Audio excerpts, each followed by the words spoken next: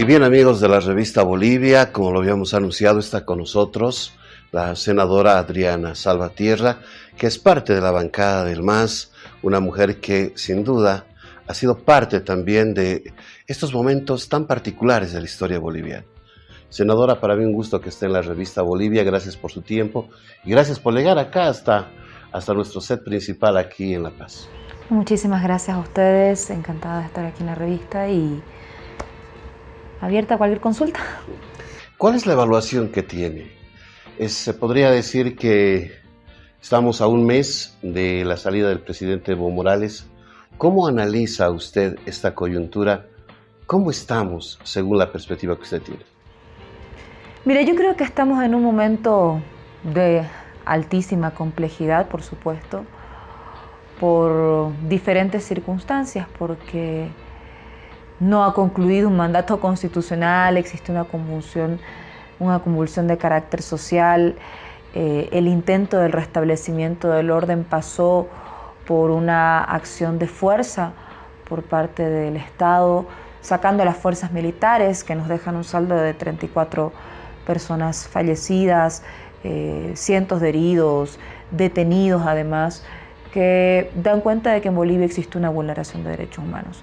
De hecho, la propia Comisión Interamericana de Derechos Humanos habló precisamente de que en el caso particularmente de Sacaba en Cochabamba y Sencata en La Paz, el Alto, han sido masacres. Así las ha calificado la propia Comisión Interamericana. Estamos en un momento particular además porque existe una autodenominación por parte de la administración de la señora Áñez que ha hablado del gobierno de transición, pero vemos que se están tomando decisiones que ponen en duda la certidumbre económica del país, la garantía de la estabilidad económica y de la canasta familiar, transformaciones estructurales en materia de política exterior, vulneraciones a los derechos humanos por parte del Estado, y esto es un escenario complejo. Frente a eso estamos transitando hacia un proceso electoral que, por supuesto, no puede aislarse de las particularidades de esta coyuntura. ¿Qué decisiones, según usted, está tomando de manera equivocada la presidenta? Mira, para hablar sobre lo que a la gente en general le interesa, por ejemplo, la economía familiar, hay un tema bastante delicado con la liberación de exportaciones. Recordarás que el 2007-2008 empezó un tiempo donde la inflación la inflación anual, si no me equivoco, llegó a registrar 10.4, 10.5 de acuerdo al INE, y esta inflación de carácter anual tenía inflaciones acumuladas a los meses de septiembre alcanzando a 6, a 8. Y producto de esto, en su momento, el gobierno del presidente Evo Morales decidió poner un límite a las exportaciones, prohibir las exportaciones hasta que se garantice el abastecimiento interno y se regule los precios de la canasta familiar. ¿Por qué? Porque había sobreprecio, había especulación y había desabastecimiento, fundamentalmente de productos como azúcar, carne de pollo, carne de res, soya, arroz, harina de trigo, etc. Después de eso se estableció un cupo para las exportaciones. Decía, primero se complementa todo el mercado interno, se abastece el mercado interno y lo que sobre como excedente se autoriza la exportación. ¿Y qué sucedió? Están en vísperas de emitir un decreto que libera las exportaciones, por tanto los productores van a preferir, por supuesto, exportar sus productos al precio internacional, aún teniendo la ventaja de la subvención de hidrocarburos, y eso va a generar un desabastecimiento del mercado interno. Eso va a impactar directamente en la economía familiar, puesto que existe el riesgo de que se encarezcan nuevamente los precios de los productos básicos de la canasta familiar. Y vamos a tener la obligación de importar, y al momento de importar nosotros importamos a precio internacional sin subvención. Entonces es una cadena de elementos que significan un riesgo inmediato para el bolsillo de las familias, para la economía familiar, para la economía de nosotros los bolivianos, y que se convierten en un serio riesgo. El siguiente elemento es que creo que todos todos los bolivianos estamos de acuerdo con que se debe transitar hacia un nuevo proceso electoral, por supuesto. Sin embargo, no puede transitarse un proceso electoral sobre la base de la injusticia y la impunidad. ¿Y a qué nos referimos con esto? Hay 34 familias que han perdido seres queridos y estas 34 familias que han perdido la vida en masacres de Sacaba y Sencata, se les ha ofrecido una indemnización de 50.000 bolivianos. Pero la condición para eso es que se sientan pagados ante cualquier demanda internacional. Y eso es una vulneración de los derechos humanos. Un condicionamiento de esas características no hace otra cosa más que ofender la memoria de los caídos y da cuenta de que no vamos a un proceso electoral con justicia. Vamos a un proceso electoral que plantea olvidarse del dolor, plantea condiciones desequilibradas para las fuerzas políticas que confluyen. Me gustaría que un poquito ahondemos en el análisis mismo de cómo está la coyuntura. O sea, los elementos que nos da seguramente la gente, nos están escuchando en este momento por Radio Fides y también por los canales de televisión, y la gente debe estar cavilando, analizando. Es más de un mes ya de la salida del presidente Evo Morales. Si analizamos, senadora, ¿por qué Evo llega a ese momento de inflexión? ¿Cuál es el análisis que usted tiene? Yo hablaba con sus colegas y algunos me decían en el MAS que la policía, las Fuerzas Armadas, pues prácticamente le quitaron su apoyo al presidente y ahí es donde se rompe la institucionalidad. Pero al margen de ello, ¿qué pasó con los movimientos sociales? ¿Qué pasó con la COP, por ejemplo? Mira, yo desconozco los motivos por los cuales el Ejecutivo de la Central Obrera tuvo un pronunciamiento similar. Hablé con algunos ejecutivos departamentales y estos no manifestaban la misma posición, pero bueno, la Central Obrera Boliviana de todas maneras, más allá de un apoyo orgánico, también tiene derecho a tener discusiones internas y debates internos. Yo comparto con aquellos que señalan que existió una presión, porque mira, ¿acaso hay abierto un proceso penal por todos los vejámenes que cometieron contra la alcaldesa de Vinto? Hasta ahora nada. La humillaron, la maltrataron, le cortaron el cabello, le echaron pintura, la torturaron. Lo mismo con el hermano del presidente de la Cámara de Diputados, a quien además le quemaron su casa. Al ministro de Minería, César Navarro, lo mismo. Le quemaron también la casa a su hermano. A dirigentes sociales fueron y los hostigaron en su propio domicilio. Diferentes autoridades de los movimientos sociales, dirigentes sindicales también, sufrieron diferentes tipos de acoso y vulneración de derechos. Y creo que nosotros no actuamos a tiempo. Hasta ahora no hay un proceso de investigación abierto por esas vulneraciones. Circuló el video del hermano de nuestro presidente de la Cámara de Diputados, Víctor Borda, contando la cantidad de vejámenes que cometieron contra su humanidad. Eso no es correcto, no es permisible. Y eso fue porque nosotros pensamos que estábamos yendo a un proceso electoral en igualdad de condiciones, en condiciones democráticas, y no era así.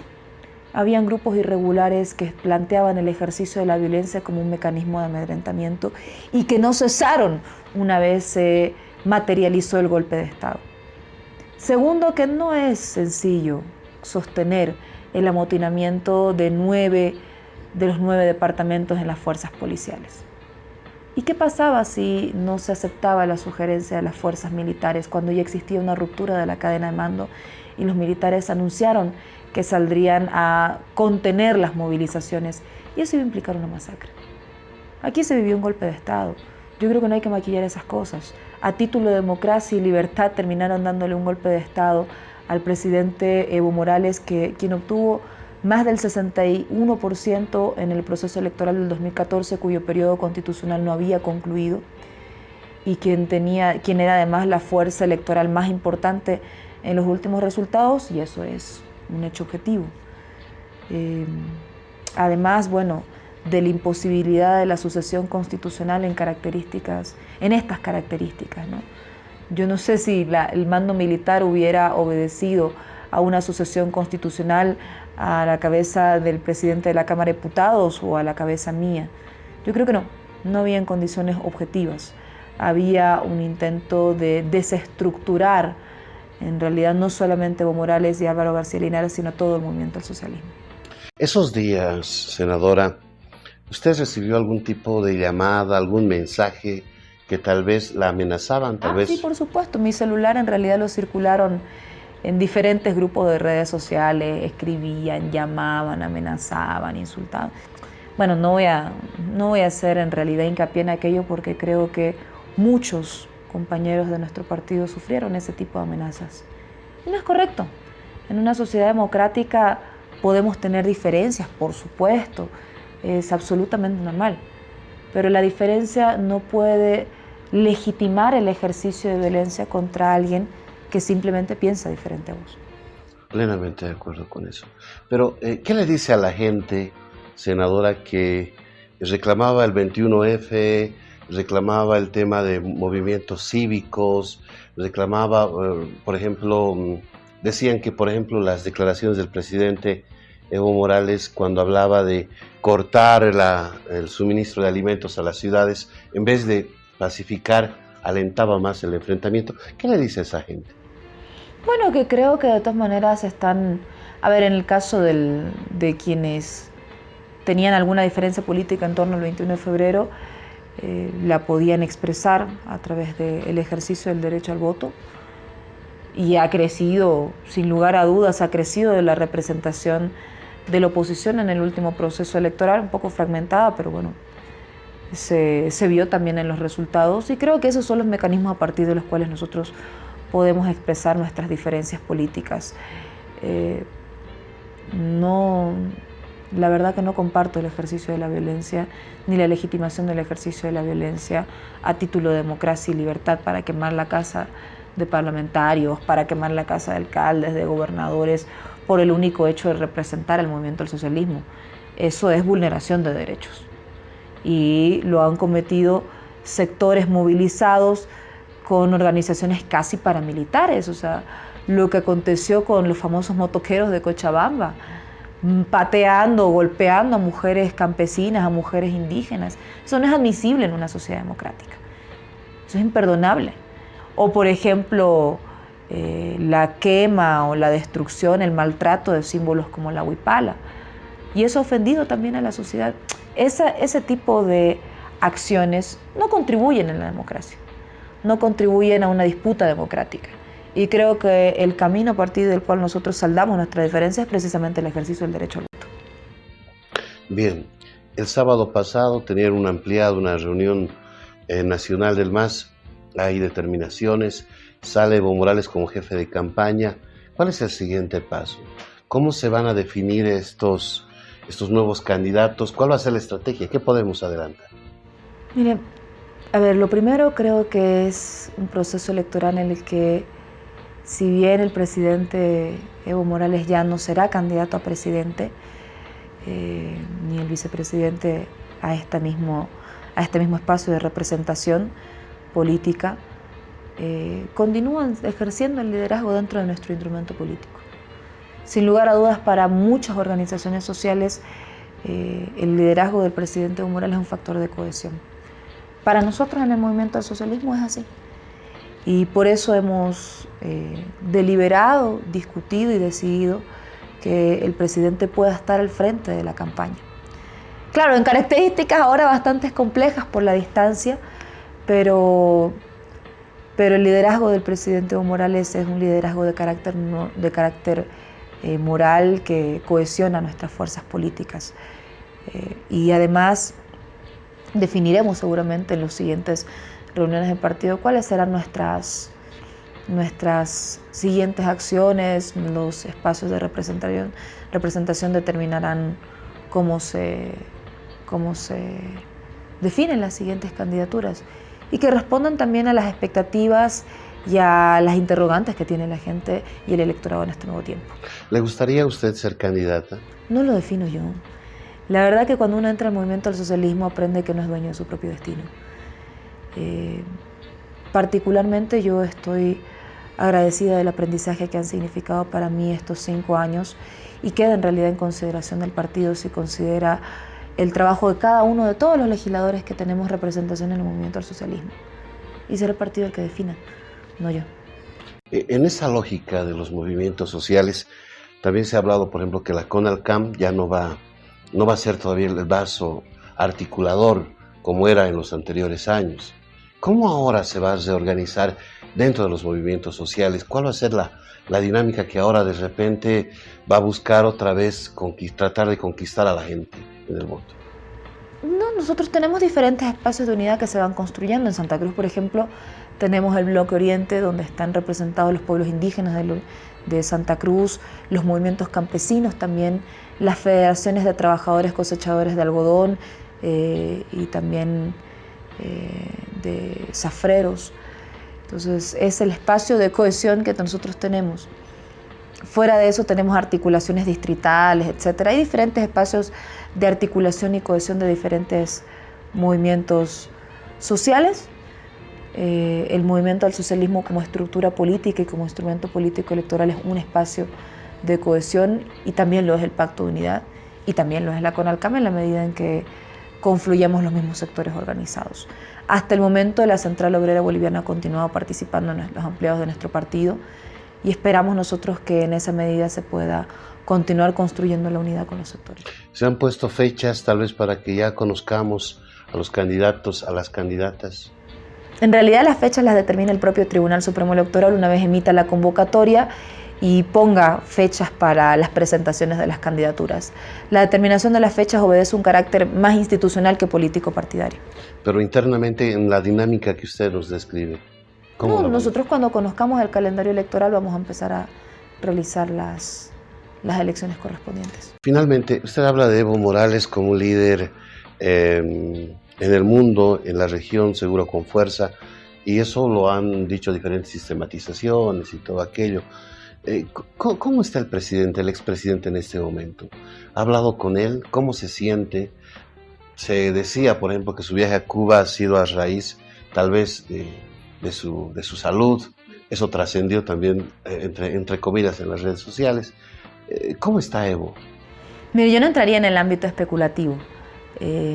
Lo que sí puedo afirmar es que el presidente Evo Morales mantiene un contacto permanente con los movimientos sociales, mantiene un contacto permanente con las estructuras orgánicas dentro de nuestra bancada del movimiento al socialismo, y ese contacto permanente genera que él esté actualizado respecto a lo que acontece no solamente en el país, sino al interior de los movimientos sociales.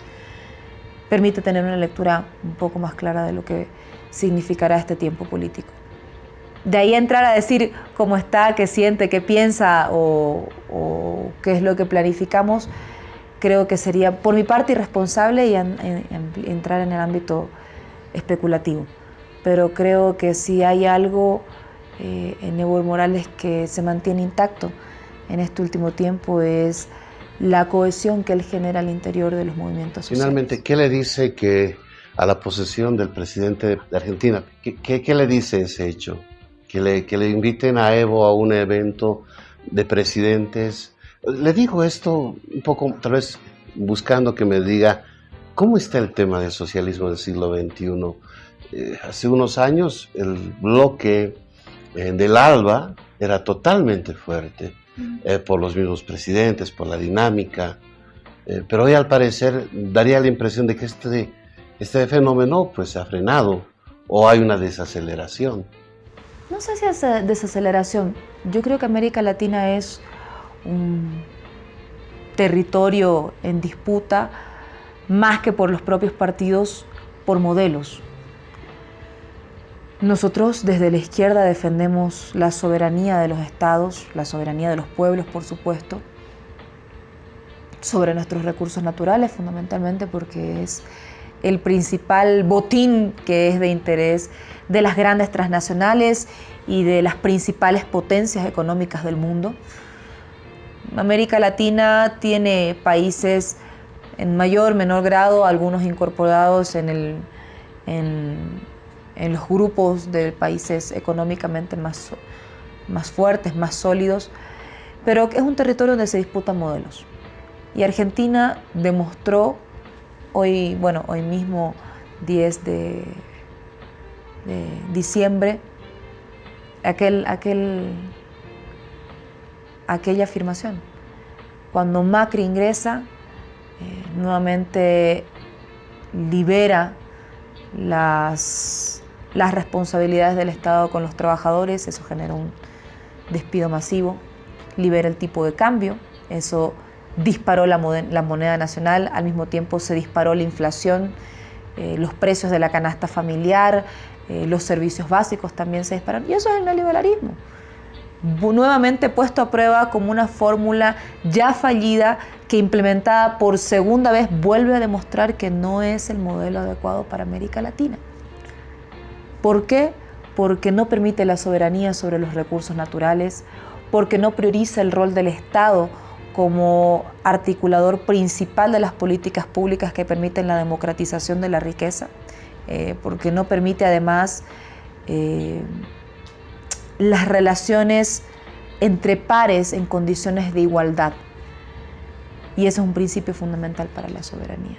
Si nosotros nos relacionamos, aunque sea con Uruguay, con Argentina o con Estados Unidos, debemos entender que todos somos estados soberanos que establecemos relaciones políticas en igualdad de condiciones y no sobre la base del sometimiento a organismos internacionales o a determinados estados que son potencia económica.